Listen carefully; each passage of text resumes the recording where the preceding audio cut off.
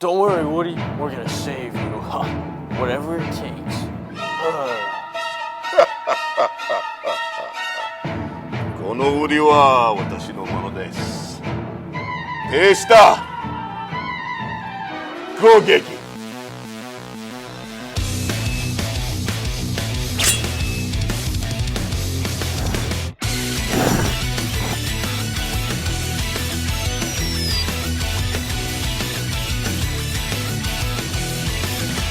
その重い足を膝を毎日で力を抜んだ手を減ると君の中に生じる衝動はトレジャー本物か偽物か全て結構嘘の彼方の手僕の中のタイマーよさらってもいいよ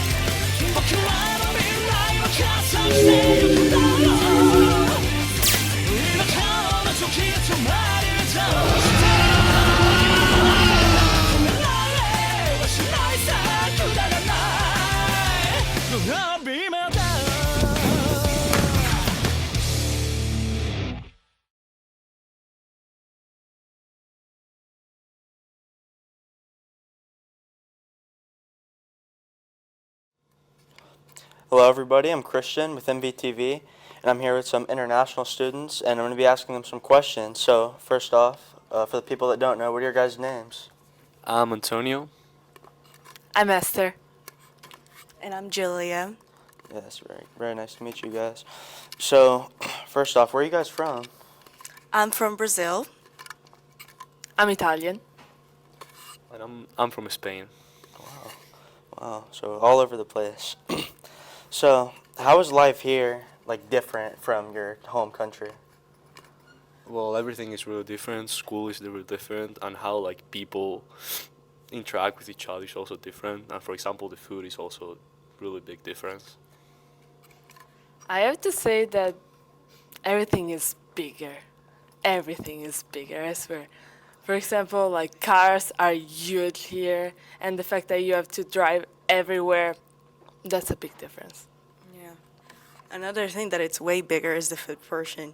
It's huge. In my country, it's way smaller, but I think everything is different. School is completely different. To begin with, my school year starts in January and it ends in December. Wow. So it's completely different. Wow, it's really interesting. So you guys talked about what's different. So out of those, or just anything really, what's been your favorite part about being here in Mount Vernon? Well, I think to experience new things. In my country, we don't have snow, and this cold weather, it's like it doesn't happen. So it's really nice to experience that, to live for a year in the cold place. But I think I'm good for now. I don't blame you. I've had enough. Well, yes, I have to agree. The weather is very different. And I have to admit, I like the school. It's a different kind of school instead the Italian school, so I can take subject that I never done, and I like it. Yeah, I also really like the school. I like how like sports are like done in the school and all that. I think it's way better than it's done in Europe. Good to know, good to know. So now, what have you missed most about your home country? The food and the weather. Food, absolutely food. I have the same wins for the food and the weather. Wow, so for sure. food and weather. I don't blame you. So next question, what are you guys going to do, like, when you go home? Like, what's your plan? I'm gonna study to get to do an entrance exam for college. College. Well, we have 5 years of high school, so this is my 4th year, and I have to take another one, and then I have the final exam next summer. So yes, I'll just be ready for that. I also have to take a test, and I'm gonna go to college after that. Wow. Well, it's been really interesting to hear about you guys, people from other countries, and I'm sure the people watching are interested also. And yeah, I hope you guys have a great summer, and I hope everybody watching this has a great summer.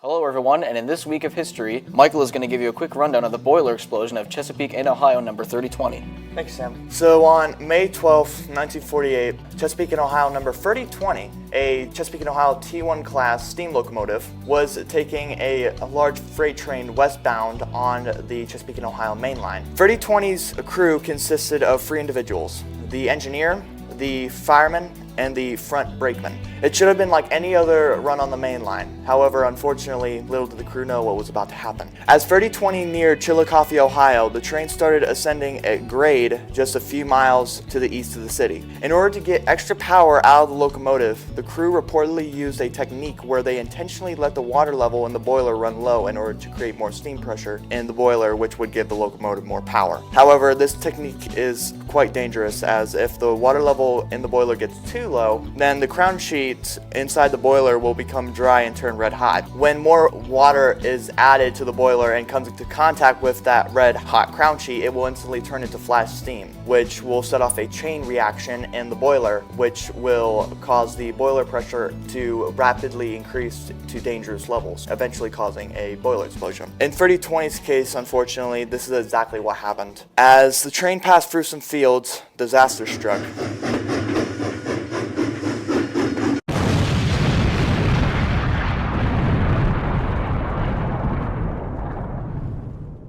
The boiler exploded, instantly killing 2 of the crew members and fatally injuring another. The explosion was so powerful that in a nearby house, the explosion reportedly threw a sewing machine off a table. People that were nearby rushed to the scene to help. One man reportedly ran a mile down the tracks to flag down incoming trains so they wouldn't run into the tail end of the stop train. In the end, all 3 crew members were killed, and number 3020 was a total loss. Absolutely astonishing. Thank you, Michael.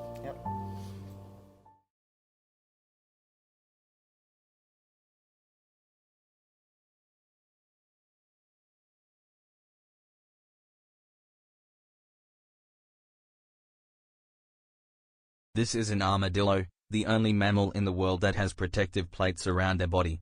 And it's not just any armadillo, this is a 9-banded armadillo, the only armadillo that can be found in the wild in the US. The 9-banded armadillo is a unique animal having a protective outer shell much like the other species of armadillo. The armadillo's diet mainly consists of bugs and insects, even some small frogs, however vegetables and seeds are included in their diet. There are 20 different species of armadillos, and despite what people think only one species out of the 20 can roll up into a protective ball, that species is the 3-banded armadillo, my personal favorite. The 3-banded armadillo lives in Bolivia, Brazil, Paraguay, and Argentina.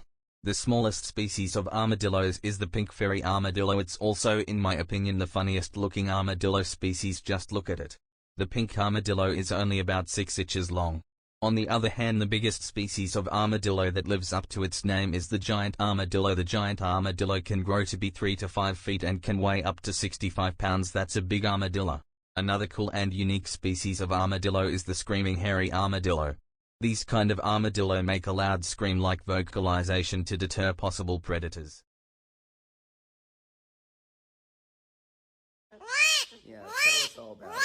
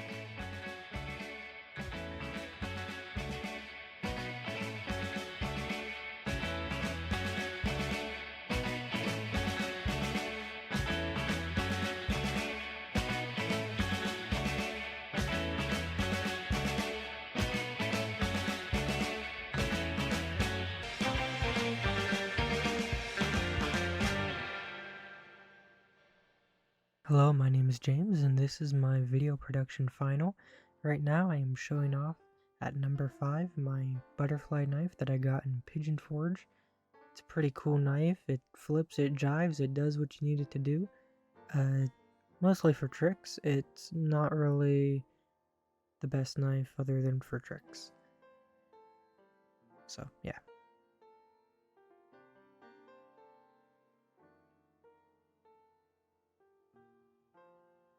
Now, right here is a beautiful sheath.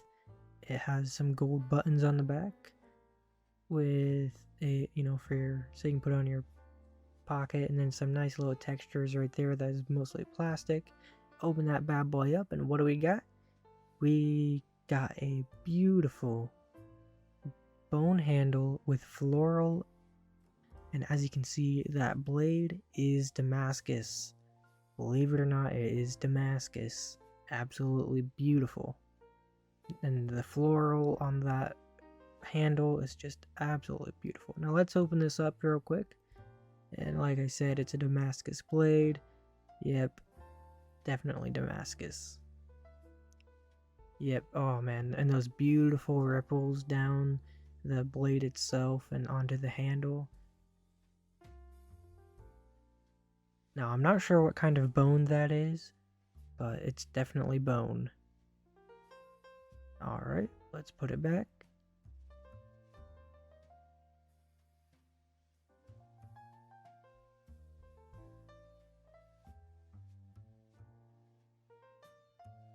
Alrighty, coming up is a Boy Scout knife, I do believe, that I bought from a Amvets. Yes.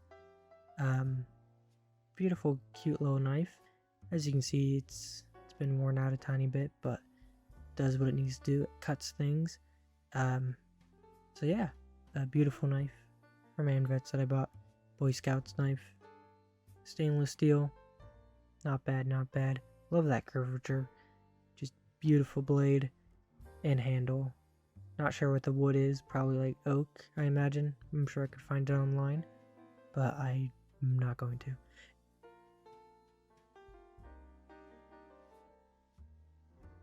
Honorable mention, we have the Farberware kitchen set knife with a nice chef knife and a serrated blade and a paring knife. And then we have one of my top two. We got the buck knife. It's a 119, and it has a beautiful sheath, full leather, and then a nice little button to clip in the blade and the handle. Now if you look at that, pull that out, right there, you can see that says buck again, right on the blade. Now we get that out of there. Beautiful blade, beautiful handle, love the black and silver, and that beautiful curvature in the blade. Yeah, that right there, just beautiful. That's why it's my top second right there. Beautiful fixed blade knife. Definitely recommend it to any hunters out there. Button that back up.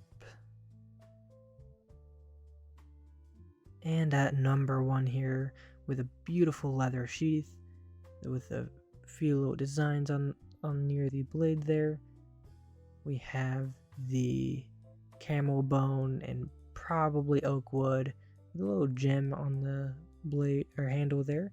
And as you can see, it is also Damascus. That is right, that is Damascus for sure. Beautiful, beautiful, and it also has the little ridges from just like my other knife. Yep, and thank you for watching.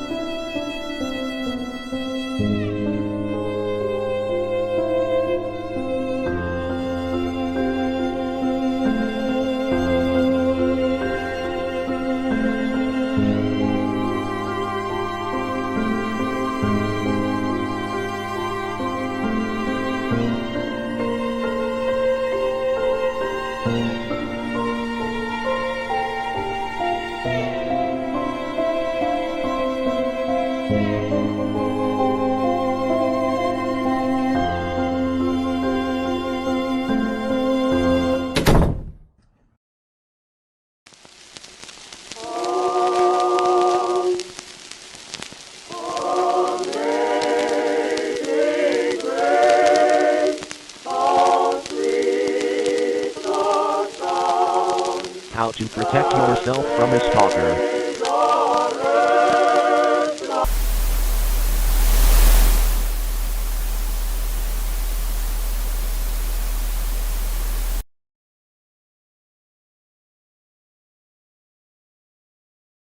Hello viewers, I'm Yusuf, and this is Yusuf's Grub Pub.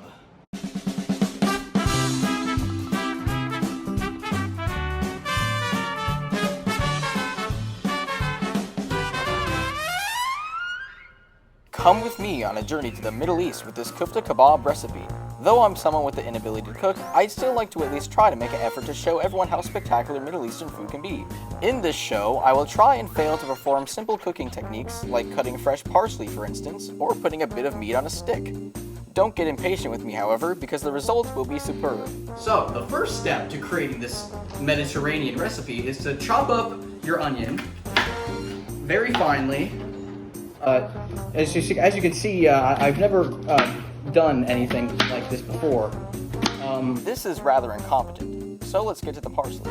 Now that our onion has been finely chopped with absolutely no help from people off camera, we're going to continue the recipe by chopping up some fresh parsley. Now in America, we usually use parsley as merely a garnish, but in Mediterranean countries, it's a very popular spice that actually has a place inside the recipe. After chopping up the ingredients and my fingers, we're going to put together a mix of different spices. 1 teaspoon of ground coriander, 1 teaspoon of ground allspice, 1 teaspoon of ground cumin, 1 teaspoon of ground cardamom, 1/2 teaspoon of salt, 1/2 teaspoon of ground pepper, along with 2 cloves of garlic minced. Now let's get to skewers. Now, if you're making kufta kebabs like me, it's important to soak the skewers in water. That way they don't catch on fire when you're cooking them in the oven. Alright, so next step, take your 1 pound of beef in there, and then you take everything you prepared earlier, garlic, spices, your good old parsley, Mediterranean favorite, and your onion.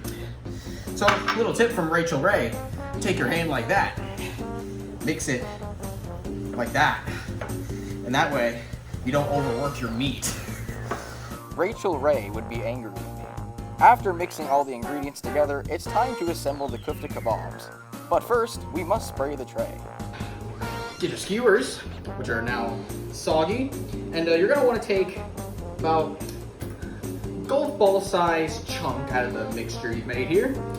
Put it on the skewer. Just go like that. Get it to about the shape of a sausage. Just put that on there, and make sure you want to center it, otherwise it'll fall off like that. Oh no. Perfect. If you do this right, you should end up with 7 to 8 kebabs. Then it's ready to go in the oven, which has been preheated to 400 degrees. Looks good, huh? Now you're gonna make sure your oven's preheated to 400 degrees and pop that in there. Now that'll be ready about 20 minutes time.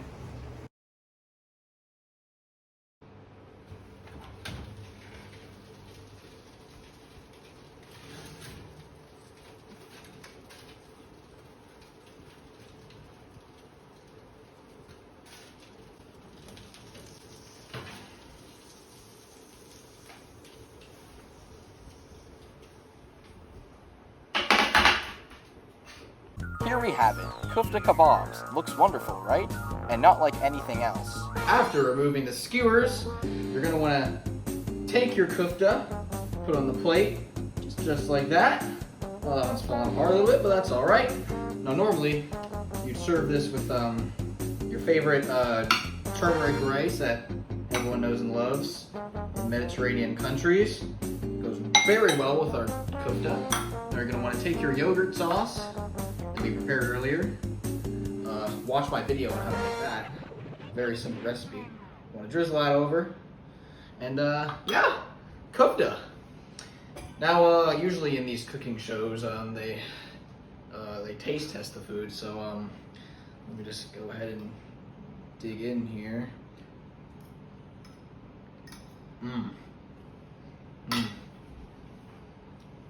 It's delicious. Now, well, thank you all for watching. This has been Yusuf's Grub Pub. Stay tuned for more episodes. Later.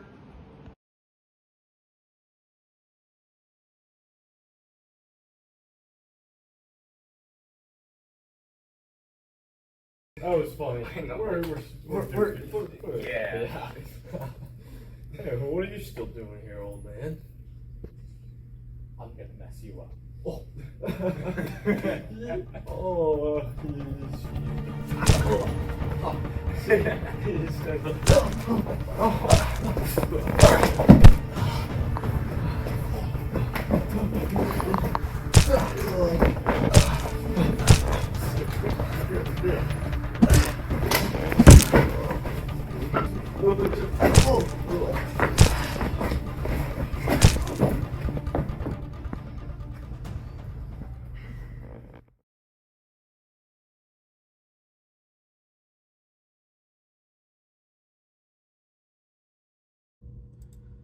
Yeah. So this is gonna be a good segment for Spirit Week. I mean, check out the Friday, dude.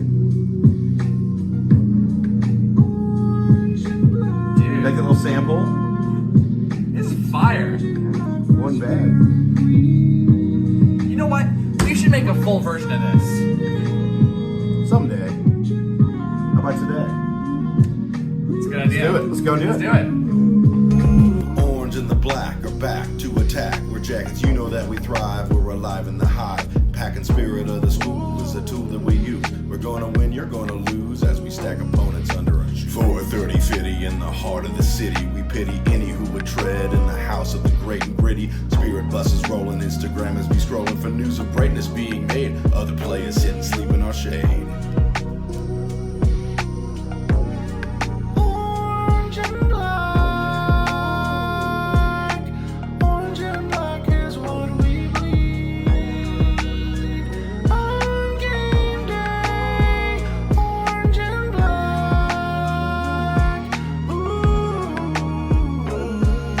Stingers out, we swarming down division. Opponents gotta make a hard decision. Soon there's gonna be a big collision. We play offense and our defense with precision. We play to finish, you can't diminish our pride. Practicing workouts are fueled by the fire inside. If this is too hot for you, feel free to run off and hide. You can't divide us, believe me now, others have tried.